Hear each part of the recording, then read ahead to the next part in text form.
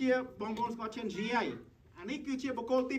2គឺមកពីប្រទេសអាហ្វ្រិកអត់ដែលមកលេងស្រុកខ្មែរអត់ដែលអីទេបងប្អូនក៏ប៉ុន្តែបុគ្គលនេះលើស Chen Ji ទៀតគេហៅថា Ben Smith ហ្នឹងហើយ Ben Smith ឈ្មោះនៅប៉ាសពតខ្មែរដែលអនុឧបនាយករដ្ឋមន្ត្រីខ្មែរយើងឲ្យគាត់ហ្នឹងគឺឈ្មោះ Ben Smith ក៏តែឈ្មោះពេញ Benjamin Moreberg ហើយគាត់ខ្សែគាត់សិតតែក្រសួងពាណិជ្ជកម្មក្រសួងហិរញ្ញវត្ថុសិតតែខ្សែគាត់ទាំងអស់នៅស្រុកខ្មែរហ្នឹងហើយនេះគឺជាយមលក្ខបងប្រុសហើយលោកពូក៏បងប្រុសអូប្អូនថ្លៃរបស់យមឆៃលិនគឺជាបងប្អូនប្រកើតរបស់យមឆៃលិនជាអតីតភរិយារបស់សម្ដេចជួបខំបាទជួបខំបងប្អូនណាគេអាចនិយាយថា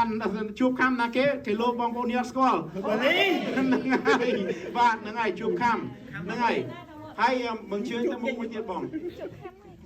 បាទអូខេចាំដាក់ឈើឲ្យវែងចឹងខ្លាចកាចដូចជារដ្ឋមន្ត្រីពូលប្រមាណនេះបងប្អូនឈ្មោះគាត់ Ben Smith ជាភាសាខ្មែរទីប្រឹក្សាសម្ដេចតេជោបាត់ដីបាទជាប្រធានប្រសិទ្ធិហើយនឹងពេលដែលមានការអីបដអាសន្នពេលដែលគេចាប់ Ben Smith ពេលដែលគេខាត់ Ben Smith ដល់ចេញក្រៅប្រទេសអីគឺត្រូវតាក់ទងយមលក្ខដែលជា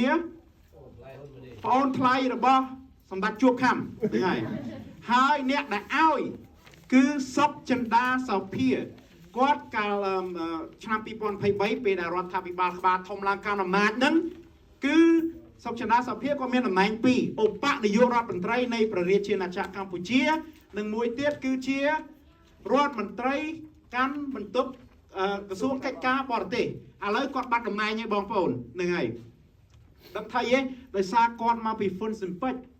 ក៏គេប្រើអ្នកដែលនៅគណៈបកផ្សេងហ្នឹងដើម្បីទៅទទួលថ្មបាក់ហ្នឹងឲ្យ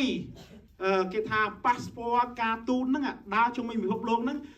មិនមែនតែ Ben Smith ទេគឺឲ្យរាប់សិបជនខលខូចចោលប្លន់អីហ្នឹងគឺឲ្យអញ្ចឹងតើតែអញ្ចឹងទៅក៏គេដកសុកចិន្តាសភាចេញដាក់គ្នាគេចូលវិញប៉ុន្តែគាត់ឥឡូវនៅតែកាន់ឧបនាយករដ្ឋមន្ត្រីហ្នឹងបន្តមានតំណែងអីទេនៅក្នុងរដ្ឋាភិបាលថ្មីហ្នឹងគឺគេដាក់លោកប្រាក់សុខុមតាមមិញថាកាត់ដីខ្មែរគេទិញទួចហ្នឹងហើយឲ្យថៃហ្នឹងហើយបងប្អូនហើយដឹងថាតើអ្នកដែលមានលិខិតឆ្លងដែនការទូតហ្នឹងមានអភ័យឯកសិទ្ធិអីខ្លះទេពេលធ្វើដំណើរឆ្លងដែនអត់ចាំបាច់សុំវីសាមិនប្រកាសថាមិនបាច់សុំវីសាទេក៏ប៉ុន្តែគេអាចមានសិទ្ធិក្នុងការកញ្ចប់អីវ៉ាន់គេណា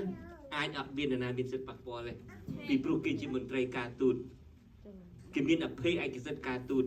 ដូច្នេះអ្នកដែលមានប៉ាសពតការទូតហ្នឹងជួនកាលអាចរត់ពន្ធលុយបានរាប់លានដុល្លារ